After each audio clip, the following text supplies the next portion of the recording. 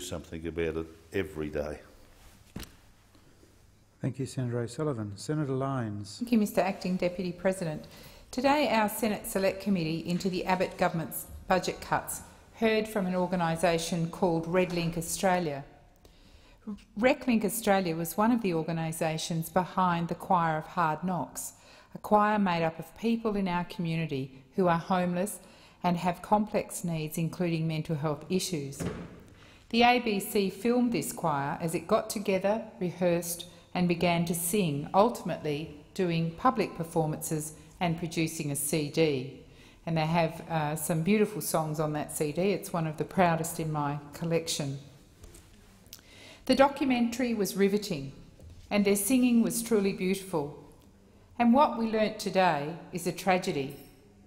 The committee heard that the Abbott government wrecking ball has hit this vital community support program and cut its funding from 1 July this year. Reclink Australia receives very little in funding from the federal government. In fact, you could say small change in a federal budget context, just $560,000, $500,000 per year.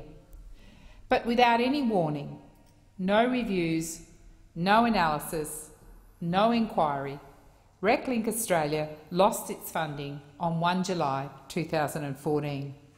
And the shame of it is I doubt that the Abbott government really knows what they've lost.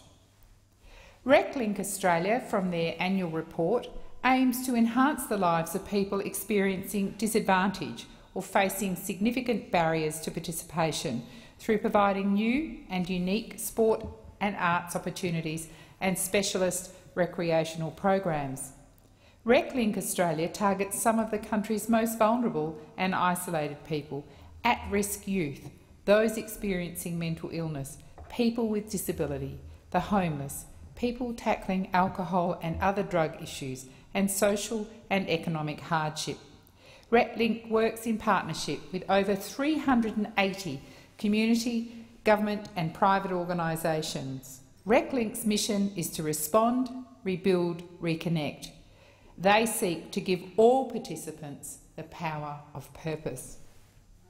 In the last financial year, Reclink delivered over 115,000 sport, recreation and arts participation opportunities.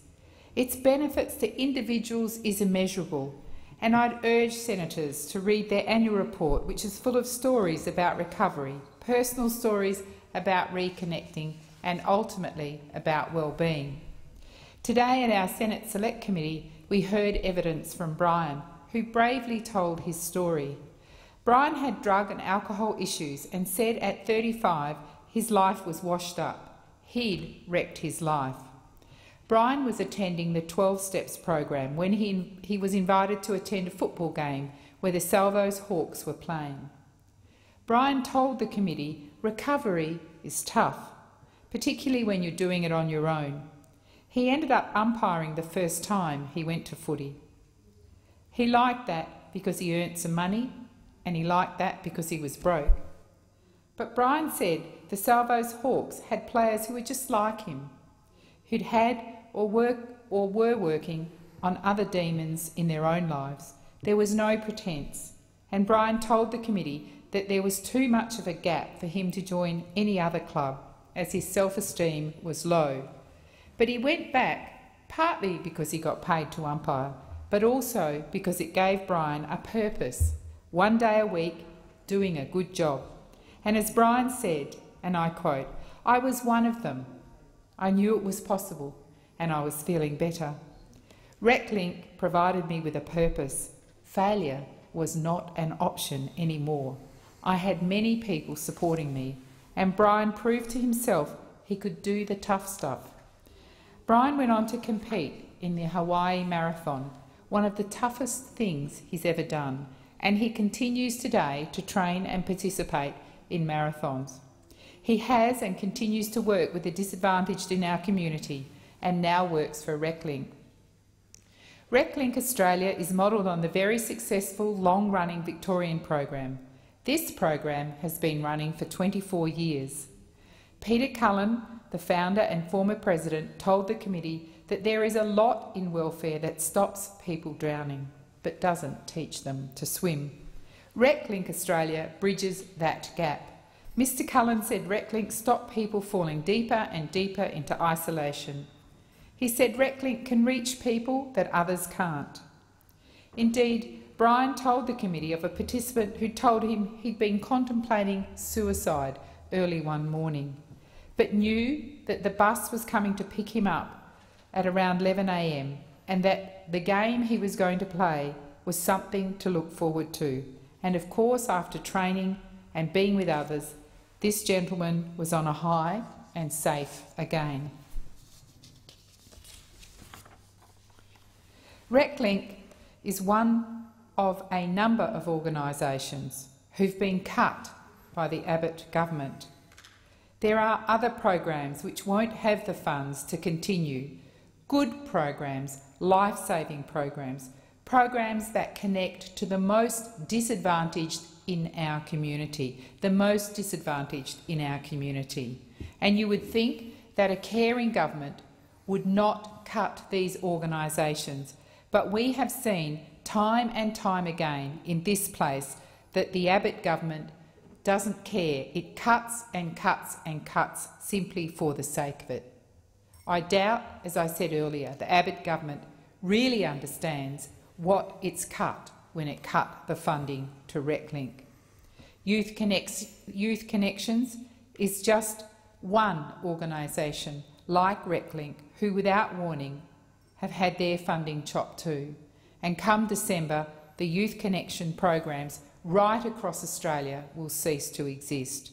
And this is a travesty. These are inexpensive programs to run and they have a massive success rate. Over 80% of successful participation by young people back into education or back into employment. This is not a program to cut. And like Reclink, it bridges a gap. There's a gap out there and it's filling a need. When we heard from Brian today, his heartfelt story, it was truly amazing, and you could see the opportunity that Reclink gave him, the opportunity it gave him to restart his life. And yet we've just seen the Abbott government slash this program. There was some consultation with them when they were told, well, we're not sure where you fit, whether you fit in mental health or whether you fit here or there, but that isn't the reason you cut a program. Without any review, no analysis, no consultation, simply advise that come 1 July you won't be getting your just over $500,000 funding anymore. Now, why would you cut a program like that, that is working, that's providing opportunity and purpose? And we hear from the Abbott government day in, day out about purpose. And clearly Reclink is a program which provides purpose.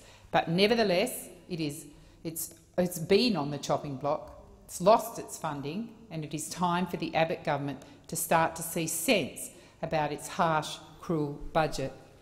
In fact, it is long overdue for the Abbott government to reconsider its harsh, cruel measures.